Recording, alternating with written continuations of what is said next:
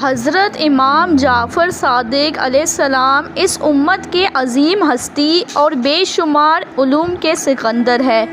امام جعفر ہی کی تعلیمات اور علمی فیض سے اور معاملات کی دولت اس امت کو ملی۔ امام جعفر صادق رضی اللہ تعالیٰ عنہ کا علم صرف حدیث اور علم و کلام تک ہی نہیں بلکہ فزکس، کیمیا اور بے شمار جدود علم کی ابتدا بھی آپ ہی سے ہوئی۔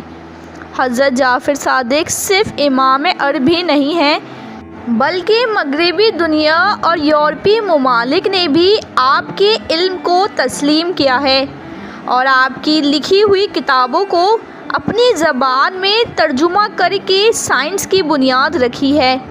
آج دنیا جس سائنس اور ٹیکنالوجی کی بنیاد پر خلاؤں کو تسلیم کر رہی ہے، دراصل اس کی بنیاد نبی کریم صلی اللہ علیہ وآلہ وسلم کے اسی فرزند نے دنیا کے سامنے لائی ہے۔ امام جعفر بن محمد ربیع الاول 80 ہجری میں مدینہ منورہ میں پیدا ہوئے۔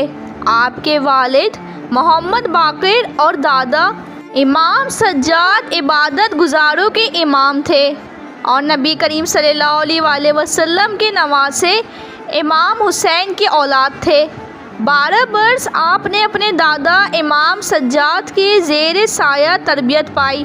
اس وقت واقعہ کربلا کو صرف 12 سال ہی گزرے تھے کہ جب امام جعفر صادق رضی اللہ تعالیٰ عنہ کی پیدائش ہوئی، لہٰذا مدینہ منورہ اور خاندان رسول میں دن رات واقعہ کربلا کا تذکرہ اور شہادت حسین کا تذکرہ اور جنگ کی آوازیں سنائی دیتی تھی۔ چنانچہ امام جعفر نے بھی اپنی جد مظلوم امام حسین علیہ السلام کی یاد قائم رکھنے کی کوشش کی۔ جب آپ جوان ہوئے تو اس وقت دمشق میں اموی بادشاہ ہشام بن عبد الملک کی حکومت تھی۔ علم اور حکمت امام جعفر علیہ السلام کو وراثت میں ملی تھی۔ آپ آل محمد کے چشم و چراغ تھے۔ تمام عالم اسلام آپ کی علم کا چرچا مانتے تھے، یہاں تک کہ آپ کی طالب علموں کی تعداد 4000 تک تجاوز کر گئی تھی، جن میں فقہ کے علماء، تفسیر کے متعلمین اور ناظرین قاضی بھی شامل تھے۔ آپ کے دربار میں یہود اور نصارہ بھی آتے تھے اور آ کر سوالات پیش کیا کرتے تھے اور آپ ان کے تمام سوالوں کا جواب دیا کرتے تھے۔ اب سوال یہ اٹھتا ہے کہ امام جعفر صادق رضی اللہ تعالیٰ عنہ کو اتنے سارے علوم میں دسترس کیسے حاصل ہوئی؟ دراصل موقرین کا ماننا ہے کہ آپ نے کسی مدرسے میں تعلیم حاصل نہیں کی اور نہ ہی کسی استاد سے علم سیکھا، بلکہ یہ آپ کا علم نسل در نسل سینے سے منتقل ہوتا رہا اور ثابت یہ ہوتا ہے کہ آپ نے جس علم کی روشنی دنیا کے سامنے بکھیری وہ علم محمدی علم تھا۔ آپ کے دربار میں اسلامی علوم کے علاوہ ریاضی، فنسیات، فزکس اور کیمسٹری تمام جدید علوم کا ذکر ہوا کرتا تھا۔ امام جعفر صادق اس دنیا کے رازوں سے پردہ اٹھاتے اور لوگوں کو گمراہی سے بچانے میں کوشاں رہتے۔ امام ابن حجر لکھتے ہیں کہ لوگوں نے امام جعفر رضی اللہ تعالیٰ عنہ سے بہت سے علوم سیکھے۔ یہ علوم مدینہ آنے والے زائرین اور حجاج کے ذریعے ساری دنیا میں پھیل گیا اور ساری دنیا میں آپ کے علم کا چرچا ہونے لگا۔ مشہور عالم دین میر علی ہندی لکھتے ہیں کہ اس زمانے میں علم کی جستجو کا شوق بے حد پایا جاتا تھا اور لوگ شوق سے علم سیکھا کرتے تھے۔ قابل ذکر کی بات یہ ہے کہ اس علم کا امام جس کے ہاتھوں میں تمام علم کی چابیاں تھی وہ مدینہ میں تھا اور وہ شیر خدا امام علی رضی اللہ تعالیٰ عنہ کا پوتا تھا، جس کا نام حضرت امام جعفر صادق رضی اللہ تعالیٰ عنہ تھا۔ وہ اس دور کا مفکر تھا اور ہر علوم پر مہارت رکھتا تھا۔ اہل سنت کے 2 بڑے امام ابو حنیفہ اور امام مالک نے کئی سال امام جعفر کی خدمت میں گزارے۔ اور آپ سے علم حاصل کیا۔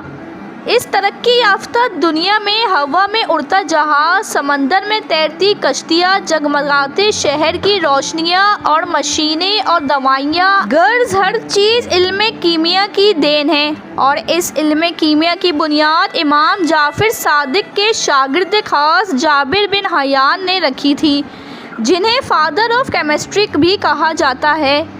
جابر ابن حیان نے 500 کے قریب کتابیں لکھی تھیں، جنہیں آج بھی یورپ یونیورسٹیوں میں پڑھایا جاتا ہے۔ اسی طرح مشہور ہے کہ برطانیہ کا سائنسداں جوزف لیسٹری نے سب سے پہلے آکسیجن کا انکشاف کیا تھا، جبکہ اس کے 1000 سال قبل اس حقیقت سے حضرت امام جعفر نے ہی پردہ اٹھایا تھا اور بتایا تھا کہ ہوا انسلک بصیر نہیں بلکہ مختلف عناصر کا مرکب ہے، جن میں سے بعض اجزاء ہر زندہ وجود کے سانس لینے میں مدد کرتی ہیں۔ انکسار نور یعنی ریفلیکشن آف لائٹ کے متعلق بھی سب سے پہلے امام جعفر صادق رضی اللہ تعالی عنہ نے فلسفہ پیش کیا تھا۔ ریفلیکشن آف لائٹ کے متعلق حضرت امام جعفر صادق کے نظریات کتابوں میں موجود ہے۔ بعد میں یہ نظریہ یورپ پہنچا اور 11ویں صدی میں یوجر بیکر نے بہت تحقیق کی اور ٹیلیسکوپ کی ایجاد کر ڈالی۔ امام جعفر صادق نے ہشام القذاف سے مناظرے کے دوران یہ فرمایا تھا کہ زمین گول ہے جو اپنے ارد گرد چکر لگاتی ہے، اور دن اور رات اس حرکت کے سبب ہوتا ہے، نہ کہ سورج کے۔ شوال 141 ہجری کو منصور عباسی خلیفہ کے دور میں جب ملکیت ہر طرف ظلم اور بربریت مچا رہی تھی اور کلمہ حق کہنا مشکل ہو گیا تھا، اس فتنے کے دور میں حضرت امام جعفر صادق رضی اللہ تعالی عنہ نے باطل کے آگے سر جھکانے سے صاف انکار کر دیا تھا، جس کے نتیجے میں آپ کو شہید کر دیا گیا۔ آج آپ کی قبر مبارک البقیع قبرستان میں سیدہ فاطمہ رضی اللہ تعالی عنہا اور امام حسن زین العابدین اور امام باقر کے پہلو میں واقع ہے۔ آج کی ویڈیو دیکھنا اور سننا آپ کو اچھا لگا ہو تو ویڈیو کو لائک کر کے شیئر کر دیجیے گا، اور ایسی مزید اسلامی تعلیمات کو قرآن و حدیث کی روشنی میں جاننے کے لیے میرے چینل کو سبسکرائب کر کے بیل آئیکن کو پریس کر دیجیے گا۔ مجھے دیجیے اجازت، ملتی ہوں آپ سے نیکسٹ ویڈیو میں۔ اپنا خیال رکھیے گا۔ اللہ حافظ۔